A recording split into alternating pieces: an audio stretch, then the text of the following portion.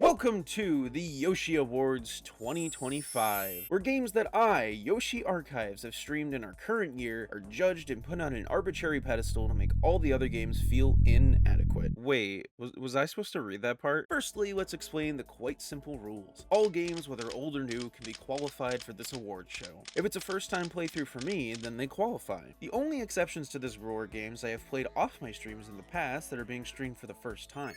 So no childhood revisits or nostalgic bonus. Secondly, award shows are stupid, even though I am quite literally hosting them. But that doesn't mean you should be angry that your favorite game didn't take home the prize. Nor look beyond these entries as my silly little opinions. Just sit back and enjoy this nice little thing I put together to recognize these incredible games I played all year, or else you will be thrown out by the staff into the trash.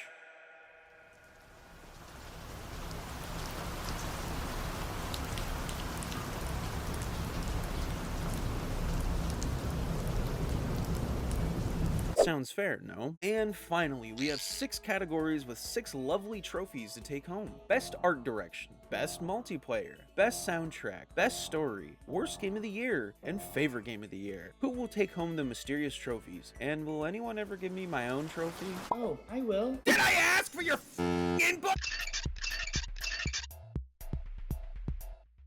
There are 19 nominees for this category because, good lord, were there some stunning titles this year. Whether low polygon counts, hyper-realism, or hand-drawn animation, they all blow away the crowd. So let's go over the nominees. RZ The Jewel of Fairmore, Black Mesa, Contract Rush DX, Dancin' Divas, Donkey Kong Bonanza, Frog Monster, Happy Game, Happy's Humble Burger Farm, Here Comes Nico, In Sound Mind, Mad Rat Dead, Mario & Luigi Superstar Saga, Olive's Art Venture, Shipwreck 64, Sonic Adventure DX, Spilled, SpongeBob SquarePants Titans of the Tide, Super Mario World 2 Yoshi's Island, and The Bunny Graveyard. And the winner is Contract Rush DX. With its gorgeous looking hand-drawn animation and vibrant color choices, I'm pretty sure you might die from epilepsy. Not really. There just isn't really any other game pushing the limits of visual art quite like this one.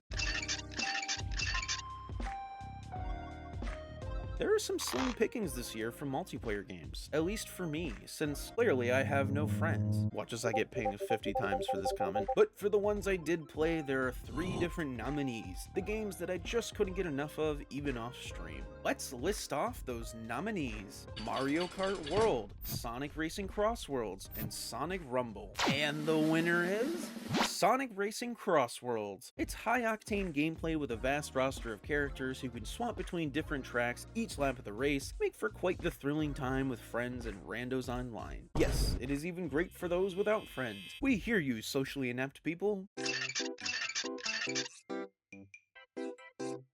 Dude, the vibes.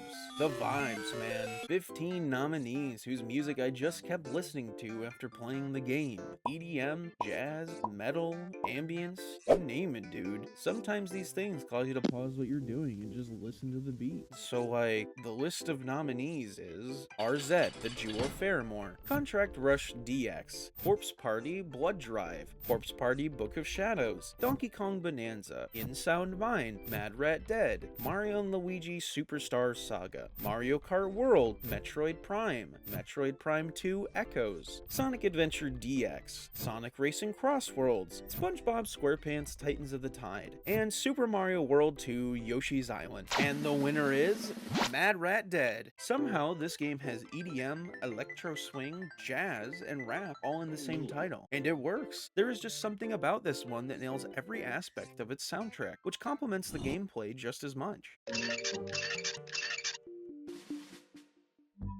Some titles this year weren't just gripping for their gameplay, but also pushed the narrative envelope, making you invested in the message, characters, or plot. Things to get any player hooked, highly exemplified by these 6 nominees. These are those nominees: Black Mesa, Happy's Humble Burger Farm, In Sound Mind, Mad Rat Dead, Poppy Playtime 3, and Shipwreck 64. And the winner is In Sound Mind. Out of all horror games, it takes a lot to stand out from the crowd, but thriving in the fact that you take the role of a therapist, exploring your patient's trauma to confront your own fears was impeccable. It keeps you gripped from the very beginning to the end.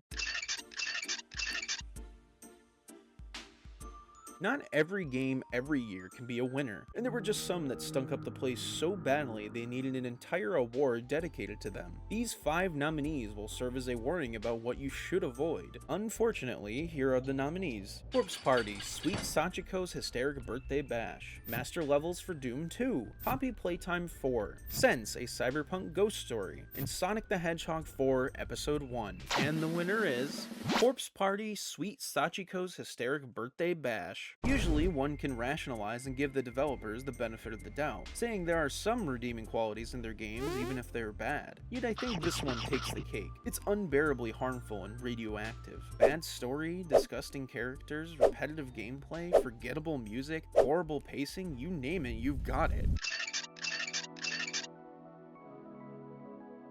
The moment you have all been waiting for. Over 19 nominees and one favorite to take it all. There was a single game that stole my heart throughout the year, so let's get straight into this. I'm proud to announce the nominees: RZ, The Jewel of Fairmore, Black Mesa, Contract Rush DX, Donkey Kong 94, Donkey Kong Bonanza, Frog Monster, Happy's Humble Burger Farm, In Sound Mind, Mad Rat Dead, Mario & Luigi Superstar Saga, Mario Kart World, Metroid Prime, Poppy Playtime 3, Shipwreck 64, Sonic Adventure DX, Sonic Racing Crossworlds, SpongeBob SquarePants Titans of the Tide, Super Mario All-Stars, and Super Mario World 2 Yoshi's Island. And the winner is SpongeBob SquarePants Titans of the Tide. It bears repeating that for a game to be a personal favorite out of the entire year, it has to check all the boxes and stand above the contenders. This one not only has that, but beats all expectations the previous entries had set. Such a title could be replayed a billion times over and still retain the same interest. Epilogue. Wow, what an incredible show, and only a few people got thrown out into the trash. You know, 2025 wasn't the greatest year ever, but for gamers like me, it truly was one of the best. So many different things to play, tons of rising developers, and lots of variety for any genre to fit your fancy. Now we sit back and hope no one tries to sue the show for labeling any particular game as the worst thing I played this year. I doubt any of the older titles companies are still even around. Wait, they're all still around?